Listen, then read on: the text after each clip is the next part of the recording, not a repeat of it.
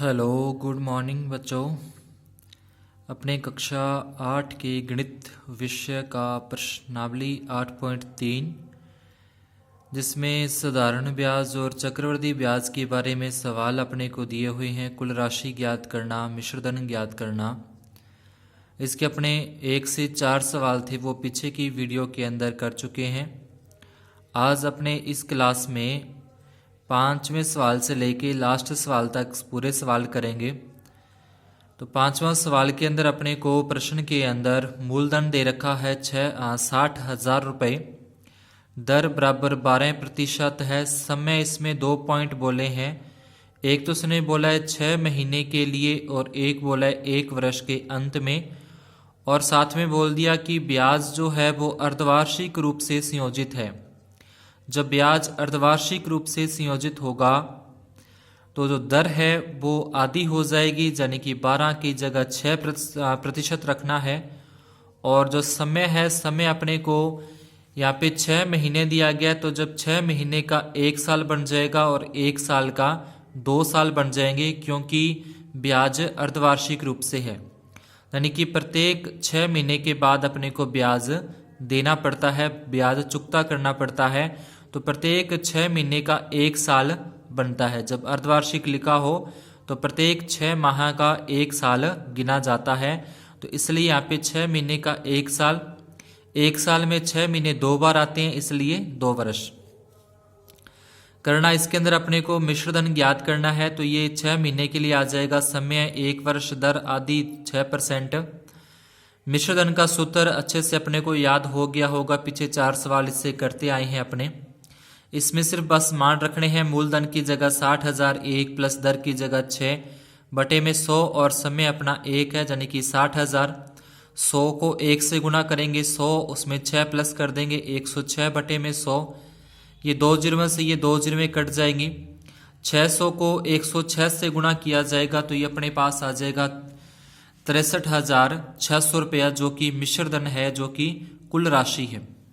आगे अगर अपने को चक्रवृद्धि ब्याज भी ज्ञात करने के लिए बोलता है, तो उसके लिए अपने मिश्रधन, यानी कि ये वाला जो संख्या होगी मिश्रधन, यहाँ नीचे लिख के मिश्रधन माइनस मूलधन जो अपना था 60,000 वो माइनस कर देंगे, तो 3600 रुपये इसका चक्रवृद्धि ब्याज आ जाएगा। इसी सवाल का दूसरा पॉइंट अपने को दिया है, जिसके अंदर समय उसने प्रश्न में 1 वर्ष दिया था और बोला था कि अर्धवार्षिक देय है, तो अर्धवार्षिक देय में 1 वर्ष का 2 वर्ष बन जाता है। दर अपने को 12% दी हुई है, दर इसकी 6% यानी कि आधी हो जाएगी। वही सूत्र है, उसी प्रकार से इसको अपने करना है। और सूत्र लगा के उसमें मान रख के जो बिंदुआं यानी कि जो जीरोएं करती हैं, जो शून्य करती हैं, उनको काटने के बाद अपने पास बचता है 6 गुणा 106 गुणा 106। इन सभी का गुणा कर दें 67,416 रुपये, जो कि मिश्रधन आ जाएगा। और चक्रवृद्धि ब्याज ज्ञात करना के लिए बोलता है, तो मिश्रधन माइनस मूलधन। मिश्रधन अपने को दे रखा है, अपना ज्ञात किया है 67,416 माइनस मूलधन, इसमें से कर देंगे 60,000, दोनों को माइनस करेंगे तो 7,416 रुपये जो इसका चक्रवृद्धि ब्याज ज्ञात हो जाएगा। इसी प्रकार छठा सवाल है, आरिफ ने एक बैंक से लोन लिया, जिसके अंदर उसने 80,000 रुपये बैंक से लिए हैं। दर अपने को उसमें दे रखी है, जो बैंक के द्वारा रेट लगता है 10% के हिसाब से, और समय यानी कि 1.5 वर्ष के लिए उसने लोन वो लिया है, उसके बाद उसको चुकता करना है। तो पहला तो उसने बोला है कि ब्याज वार्षिक रूप से संयोजित होगा, तब उसको कुल कितने रुपए देने पड़ेंगे जब वार्षिक रूप से संयोजित होता है। और दूसरे पॉइंट में से पूछा है कि जब अर्धवार्षिक रूप से संयोजित होगा तब उसको कितनी राशि का भुगतान करना पड़ेगा। तो इसके अंदर पहले अपने वार्षिक संयोजित के लिए लेते हैं, मिश्रधन का सूत्र लगा देंगे। सूत्र मूलधन अपने को 80,000, 1 प्लस दर का मान है 10 बटे में 100 और समय है यहाँ पे 1.5 वर्ष, तो ये 80,000 पूरा लिखा गुणा में 110 बटे 100। 1 वर्ष के लिए तो 110 बटे 100 आ गया। ये जो ऊपर आधा वर्ष बचा हुआ है, तो आधे वर्ष के लिए यहाँ पे 10 की जगह कर देंगे 5, तो ये हो जाएगा 105 बटे 100। अब ये जितनी जीरो इसमें से कटती हैं काट देंगे। काटने के बाद यहाँ अपने पास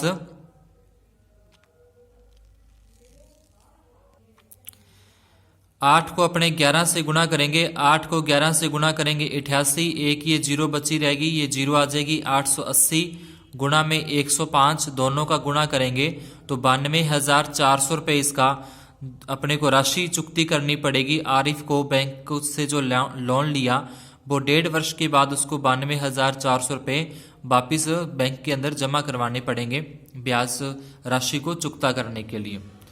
उसके बाद दूसरा इसने पॉइंट बोला, जब ब्याज अर्धवार्षिक संयोजित होता है, ये 2 नंबर पॉइंट है अपना, जब ब्याज अर्धवार्षिक रूप से संयोजित होगा तो समय जो है वो 1.5 वर्ष का 3 वर्ष होगा और जो दर है दर 10% की जगह 5% आ जाएगी। मिश्रधन का सूत्र लगा देंगे, सूत्र लगाने के बाद इसमें अपने मान रखेंगे। अब समय 3 वर्ष आ गया है तो इसको 3 बार इस तरीके से गुणा में लिखना है। 4 जीर में इसकी यहाँ से कट जाएंगी, बाकी जो बचता है इसको सभी को आपस में गुणा करनी है। 8 को 105 से गुणा करेंगे, उसको फिर आगे 105 से, जो उत्तर आएगा उसको फिर 105 से, इस तरीके से गुणा करके, और ये बटे में 100 है तो 100 का मतलब ये 2 जीरो से इसकी ये 2 जीरो में कट हो जाएंगी तो ये आ जाएगा 92,610 रुपये।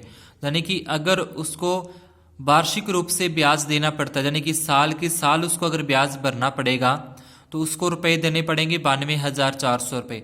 अगर उसके 6 महीने के 6 महीने ब्याज यानी कि अर्धवार्षिक ब्याज अगर उसको देना है तो उसको रुपए भरने पड़ेंगे 92,610। तो यहाँ से अपने को ये पता लगता है कि अगर ब्याज अर्धवार्षिक रूप से संयोजित होता है तो ब्याज ज़्यादा देना पड़ता है और अगर वार्षिक रूप से संयोजित होता है तो कम देना पड़ता है अर्धवार्षिक की तुलना में। तो भुगतान की जाने वाली जो राशि है उसके अंदर अंतर का मतलब जो उसने अर्धवार्षिक रूप से दिया और जो उसने वार्षिक रूप से दिया, इन दोनों में कितने का अंतर है, तो वो 210 रुपये का अंतर है। यानी कि 210 रुपये उसको अधिक देने पड़ेंगे जब अर्धवार्षिक रूप से ब्याज देता है या 6 महीने के 6 महीने वो ब्याज देता है। तो 7वां सवाल है अपना, मारिया ने किसी व्यापार के अंदर ये अपने निवेश किया है, व्यापार के अंदर रुपए लगाए उसने, तो मूलधन उसमें लगाया है 8,000 रुपये, 5% की दर पर लगा दिया और समय उसने 2 वर्ष का है। तो कुल राशि ज्ञात करनी है। पहले पॉइंट के अंदर की कुल राशि कितनी है, तो कुल राशि ज्ञात करने का सूत्र वही मिश्रधन बराबर मूलधन गुणा 1 प्लस दर बटे 100 समय। मूलधन 8,000 है, 1 प्लस दर का मान 5 बटे में 100, समय 2 वर्ष के लिए, तो यहाँ पे 2 आ जाएगा। 8,000 गुना 100 में 1 जोड़ेंगे, 100 को 1 से गुणा करेंगे, 100 और 5 जोड़ देंगे तो 105 बटे 100, 105 बटे 100, क्योंकि ऊपर घात लगी हुई है 2। 8,000 की 3 जीरो में से इसकी ये 2 जीरो में तो ये कट जाएंगी और 1 जीरो यहाँ से कट जाएगी। उसके बाद 5 के भाग दें, 105 में 5 का भाग देंगे 21, 5 है 105, 10 में 5 का भाग देंगे 5 दूने 10 यानी कि 2 तक और ये 21 तक। फिर 2 के पाड़े से काटें, 2 एकम 2 और 2 चौके 8, ये 4 का 4 आ जाएगा, ये 21, ये 105, 21 को 4 से गुणा करेंगे, 21 चौका 84, 84 को 105 से गुणा कर देंगे तो 8,820 रुपये उसके 2 वर्ष का क्या हो जाएगा, कुल राशि हो जाएगी जो उसको निवेश उसने किया, निवेश की हुई राशि जो उसकी बनेगी वो बन जाएगी 8,820 रुपये। दूसरे पॉइंट में उसने पूछा कि तीसरे वर्ष का अकेला ब्याज बताने की तीसरे वर्ष का ब्याज कितना बनेगा।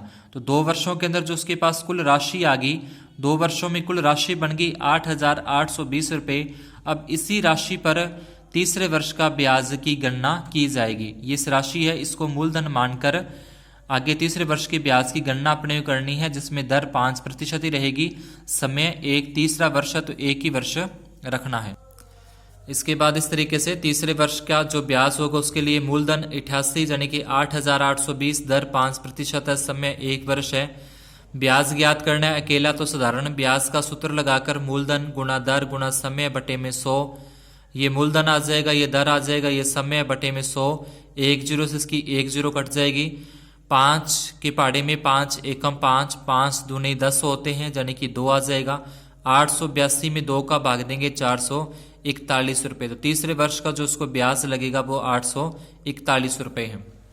इसके बाद है 8वां सवाल, जिसके अंदर अपने को मूलधन दे रखा है 10,000 रुपये, समय दे रखा है 1.5 वर्ष का और समय अपने पास जो दर है वो यहाँ पे दर लिखना था, जो दर है वो है 10% की, तो यहाँ आ जाएगा दर बराबर 10% है। समय 1.5 वर्ष का है। इसके अंदर भी अपने को 2 पॉइंट दिए, एक तो कि ब्याज अर्धवार्षिक देना है और एक में ब्याज दूसरे पॉइंट में वार्षिक देना है। तो जब अर्धवार्षिक हो, ध्यान रखना जब भी ब्याज अर्धवार्षिक हो तो समय को दुगुना कर देना है, 1.5 वर्ष का 3 वर्ष हो जाएगा। दर को आधी कर देना है, 10% का आधा हो जाएगा 5%। मिश्रधन बराबर मूलधन गुना 1 प्लस दर बटे में 100, इसके ऊपर समय आ जाएगा। मूलधन है 10,000, 1 प्लस दर है 5% बटे में 100 और ऊपर लग जाएगा इसके घात के रूप में समय, यानी कि 10,000 105, 100 को 1 से गुना करेंगे 100, 5 जोड़ेंगे तो 105 बटे 100। 3 इसके ऊपर घात 3 लगी हुई है तो इसको 3 बार आपस में लिखना है गुना के रूप में। तो ये 4 जीरो से 2 जीरो में ये कटेगी, 2 जीरो ये कटेगी, यानी कि 2 और 2 4 जीरो से ये चारों जीरो कट जाएंगी। तो बचता है 105 गुना 105 गुना 105। पहले 105 को 105 से गुना किया, उसके बाद फिर आगे उसको 105 से गुना कर देंगे तो ये आ जाएगा। बटे में 100 है तो 100 लगा देंगे भाग में 100 लगाने का मतलब 2 जीरो में, तो यहाँ पे 2 संख्या छोड़ के पॉइंट आ जाएगा पीछे से। तो 11,576.25 रुपये उसको जब ब्याज वार्षिक अर्धवार्षिक रूप से लग रहा है तो उसको देने पड़ते हैं। आगे चक्रवृद्धि ब्याज निकालें तो मिश्रधन माइनस मूलधन का सूत्र लगा के ये चक्रवृद्धि ब्याज ज्ञात हो जाता है। दूसरा पॉइंट इसमें, ब्याज वार्षिक रूप से संयोजित होगा तब जितना समय अपने को दे रखा है प्रश्न में उतना ही रखना है, 1.5 वर्ष। दर भी उतनी रखनी है 10% के हिसाब से।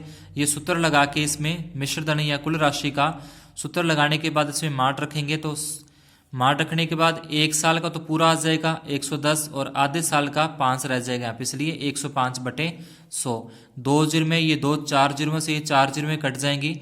110 को 105 से गुना करेंगे तो यह आ जाएगा 11,550 रुपये।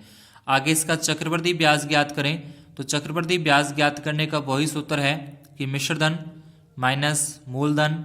मिश्रधन अपने पास आ चुका है 11,550, उसमें से जो मूलधन है 10,000 वो माइनस कर देंगे तो 1,550 रुपये अपने पास इसका चक्रवृद्धि ब्याज आ जाएगा। इस तरीके से अपने को कर लेना है चक्रवृद्धि ब्याज। आगे 9वां सवाल है जिसके अंदर अपने को बोला कि मूलधन 4,096 रुपये, समय 18 माह या 18 महीने, दर दे रखी है 12.5% यानी कि 12 सही 1/2% है। ब्याज हो रहा है इसके अंदर अर्धवार्षिक रूप से संयोजित है ब्याज, यानी कि समय बराबर समय अर्धवार्षिक जब बोला जाता है तो दुगुना यानी कि 2 से गुना कर देंगे 36 महीने हो जाएगा। 36 महीनों का बनता है 3 वर्ष और जो दर है वो 12.5% है, जहाँ कि इसको लिख सकते हैं 25/2। दर का आधा होता है, दर का आधा करने का मतलब इसको 1/2 से गुना कर दें तो ये 25 और बटे में 4, यानी कि दर आधी करने पर आ जाएगी 25/4% दर आ जाएगी। समय इसका 3 वर्ष बन जाएगा। कुल राशि ज्ञात करनी है, मिश्रधन अपने को ज्ञात करना है तो इसका मूलधन गुना 1 प्लस दर बटे 100 समय। मूलधन 4,096 गुना 1 प्लस दर का मान 25/4, जो दर है वो 25/4 है तो यहाँ पे लिखा 25/4 गुना में 100 और ये ऊपर आ जाएगा समय।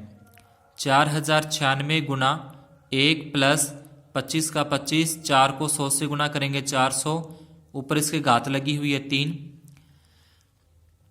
4,096, 400 को 1 से गुना करेंगे 400 एकम 400, उसमें 25 जोड़ देंगे 425/400। 3 इसके ऊपर घात है, समय 3 वर्ष है तो 3 बार इसको लिखना है। अब 25 के पहाड़े से काटें यानी कि इसके अंदर 25 का भाग अपने देंगे 17 तक जाएगा। 400 में 25 का भाग देंगे 16 तक जाएगा। 425 में 25 का भाग देंगे 17 तक। 400 में 25 का भाग 16 तक, इस तरीके से आगे लिखना है। तो ये 4,096 का 4,096, 17 गुना 17 गुना 17 यानी कि 17 का घन अपने को करना है। 17 घन होता है 4,913 और बटे में 16 का घन यानी कि 16 को 16 से गुना करें 256, 256 को फिर 16 से गुना करें तो 4,096। ये 4,096 से ये 4,096 कट जाएगा तो ये अपने पास इसका मिश्रधन या कुल राशि आ जाएगी 4,913 रुपये। तो इतनी राशि जो राम को अदा करनी होगी, राम को 4,913 रुपये का भुगतान हो जाएगा। इसके बाद है 10वां प्रश्न अपना, जो कि जनसंख्या के बारे में है। किसी नगर की जनसंख्या अपने को 2003 की दे रखी है कि 2003 में जनसंख्या 54,000 है, जो बढ़ने की दर है, यानी कि प्रति वर्ष वो 5% की वृद्धि होती है जनसंख्या के अंदर, प्रति वर्ष 5% की वृद्धि। तो ये अपने से 2 पॉइंट इसके अंदर पूछ रहा है, प्रश्न पूछ रहा है कि एक तो वर्ष 2001 में जनसंख्या कितनी थी और एक वर्ष 2005 में जनसंख्या कितनी थी। अब 2001 में पूछ रहा है, यानी कि 2003 की दी हुई है, 2001 में पूछ रहा है तो जनसंख्या में कमी होगी। 2005 में पूछ रहा है, यानी कि 2003 की दे रखी है, 2005 में आगे की पूछ रहा है, जनसंख्या के अंदर वृद्धि होगी। तो पहले 1 नंबर पॉइंट, वर्ष 2001 की जनसंख्या अपने को बतानी है कितनी होगी। तो यहाँ इसका सूत्र लगेगा, वर्तमान में जनसंख्या बराबर 2001 में जनसंख्या गुना 1, माइनस का निशान इसलिए लग रहा है क्योंकि जो जनसंख्या उसके अंदर कमी होगी, क्योंकि अपने को 2001 की जनसंख्या बतानी है तो इसके अंदर कमी करेंगे। 1 माइनस 10 बटे 100 और ऊपर समय।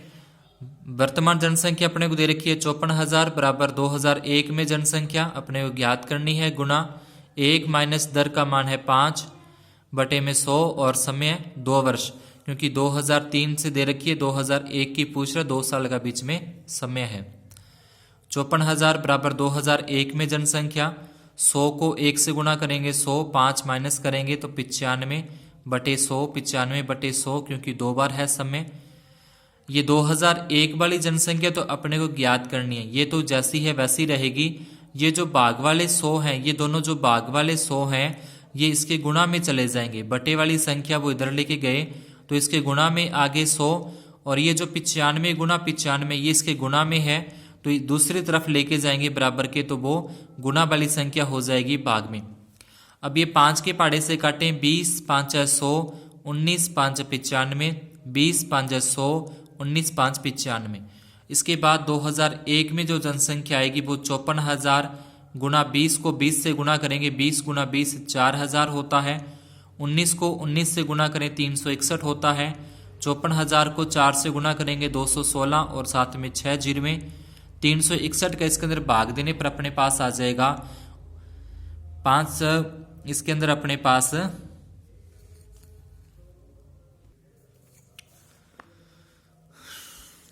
थोड़ा सा सवाल के अंदर मिस्टेक हो गया है, तो इसको थोड़ा सा अपने सही कर लेंगे। यहाँ पे दर की जगह जहाँ अपने माइनस लेके चल रहे थे वहाँ पे प्लस, यहाँ पे प्लस रखना है। 100 को 1 से गुणा करेंगे 100 और 5 जोड़ देंगे 105 बटे 100, 105 बटे 100 आ जाएगा। 2001 में जनसंख्या, तो ये जो बटे वाले 100 हैं वो उसके गुणा में चले जाएंगे, यानी कि 54,000 के गुणा में आ जाएंगे 100, और जो गुणा में 105 अब उसके बटे में चले जाएंगे, यानी कि 54,000 के बटे में। इसके बाद इसको 5 के पाड़े से काटें, 20 5 100, 20 5 100, 21 5 105, 21 5 105, इस तरीके से। तो यह आ जाएगा 54,000 गुणा में 400, क्योंकि 20 को 20 से गुणा करते हैं 4,000, 21 को 21 से गुणा करते हैं 441। इसके अंदर अपने 400 से गुणा करके 441 का भाग देंगे तो यह आ जाएगा 4897.5। अब जो जनसंख्या वो पॉइंटों में नहीं हो सकती, इसलिए इसे लगभग लिखा जाएगा 4898। अब अपने को वर्ष 2005 में जनसंख्या बतानी है। 2005 में जनसंख्या बराबर 2003 में जनसंख्या गुणा 1 प्लस दर बटे में 100 और उसके आ जाएगा समय, यानी कि 54,000 गुणा 1 प्लस 5 और बटे में 100, इसके ऊपर घात लग जाएगी 2, क्योंकि समय 2 वर्ष है। इसके अंदर भी 2005 में पूछा है, 2005 और 2003, यानी कि 2 वर्ष का समय आ जाएगा। 54,000, 100 को 1 से गुणा करेंगे 100, 5 जोड़ देंगे 105 बटे 100, 105 बटे 100। इसके बाद 54,000 जितनी जीर में 3 जीर में इसकी कट जाएंगी। 54 गुणा 105 गुणा 105 बटे में है 10। 5 के पाड़े से काटें, 21 5 105 और इसको 5 के पाड़े से काटें 2 तक, यानी कि 54 को 21 गुणा 105 और बटे में 2 है। ये 2 से फिर कट जाएगा 54, यानी कि 27 दूना 54 होते हैं। 2 के पाड़े से काटें, 2 1 कम 2, 27 दूना 54। तो ये 27 गुणा 21 गुणा 5 इनकी गुणा करेंगे तो 59,535 है वो 2005 की जनसंख्या आ जाएगी। 11वें सवाल के अंदर बैक्टीरिया की संख्या अपने को दे रखी है 5,06,000। वृद्धि दर इसके अंदर 2.5 प्रति घंटे के हिसाब से 2 घंटे के बाद बैक्टीरिया की संख्या कितनी हो जाएगी वो अपने को बतानी है। 2 घंटे के अंत में बैक्टीरिया की संख्या, सूत्र वही है मिश्रण के तरीके वाला ही। तो वर्तमान में संख्या कितनी है गुना 1 प्लस दर बटे में 100 और समय 5,06,000 गुना 1 प्लस दर दे रखी है 2.5 बटे में 100 और समय उसने बोला 2 घंटे का। ये सेम ही आ जाएगा। 100 को 1 से गुणा करेंगे 100, उसमें 2 जोड़ेंगे तो 102 और 0.5 का 0.5, ऊपर घात समय 2 लगी है तो इसलिए इसको 2 बार लिखा। ये 3 जीरो में से तो 2 जीरो ये कट गई और एक ये 3 जीरो में से इसकी ये 3 जीरो कट जाएंगी। यहाँ बचता है 506, तो 506 आ गया। एक संख्या छोड़ के पॉइंट है, इसमें भी एक संख्या छोड़ के पॉइंट है तो इसलिए 2 जीरो में तो इसकी लगी और एक ये 10 है तो ये हो जाएगा 1000। ये 10 का तो ये 10 लिख दिया, एक संख्या छोड़ के पॉइंट इसमें था, एक संख्या छोड़ के इसमें, यानी कि 2 जीरो में लगा देंगे। इसके बाद 25 के पहाड़े से देखें, इसको इसके अंदर 25 का भाग देते हैं। 1025 में 25 का भाग देंगे तो 41 तक जाएगा। 1000 के अंदर 25 का भाग देंगे 40 तक जाएगा। फिर इसके अंदर भी अगर अपने 25 का भाग देंगे 5 का भाग जाएगा दोनों में, इसके अंदर भी 5 का भाग चला जाएगा और इसके अंदर भी 5 का। तो 5 का भाग देंगे 205, इसमें 5 का भाग देंगे 8 आएगा। इसके बाद 506 गुना 41 गुना 205 और बटे में 8, इन तीनों की आपस में गुणा करके उसके बाद अपने को 8 का भाग देना है। जितना उत्तर आएगा वो अपने यहाँ पे लिख देंगे। उसके बाद 12वें सवाल के अंदर एक स्कूटर का मूल्य दे रखा है कि 42,000 रुपये स्कूटर का मूल्य है। दर दे रखी है 8%, समय 1 वर्ष है और बोला है कि स्कूटर के मूल्य का अवमूल्यन हो रहा है। अवमूल्यन का मतलब स्कूटर के मूल्य में कमी आ रही है। पहले स्कूटर जब 42,000 का आ रहा था, लेकिन उसमें क्या होगी, कमी होगी स्कूटर के मूल्य में। तो कमी के बाद यानी कि 1 साल बाद स्कूटर का क्या मूल्य होगा वो अपने को बताना है। तो एक स्कूटर का 1 वर्ष बाद मूल्य, वर्तमान मूल्य गुना 1 माइनस दर। दर इसलिए लगा रहे हैं माइनस में क्योंकि जो मूल्य है उसके अंदर क्या हो रही है, कमी हो रही है, अवमूल्यन हो रहा है। अवमूल्यन का मतलब होता है कम होना या कमी होना। तो कमी होने के लिए यहाँ पे माइनस दर बटे में 100 और समय 42,000 रुपये स्कूटर का अब का मूल्य है। 1 माइनस दर दे रखी है 8 बटे में 100 और समय 1 वर्ष का ही बताना है। 100 को 1 से गुना करेंगे 100, उसमें से 8 घटा देंगे, 100 में से 8 घटा देंगे 92, 2 जीरो में से 2 जीरो में कट जाएंगी। 420 को 92 से गुणा कर देंगे तो 41,160 रुपये क्या आ जाएगा, स्कूटर का 1 वर्ष के बाद का मूल्य ज्ञात हो जाएगा। तो इस तरीके से अपनी ये पूरी जो प्रश्नावली है वो पूरी होती है। 8.3 चक्रवृद्धि ब्याज और मिश्र धन वाली। अच्छे तरीके से कॉपी में इसको करना है। सवाल जो 10वें का पहले पॉइंट में था जनसंख्या के बारे में, उसमें थोड़ी सी मिस्टेक होगी, उसके लिए क्षमा चाहते हैं। शुभ दिन, धन्यवाद।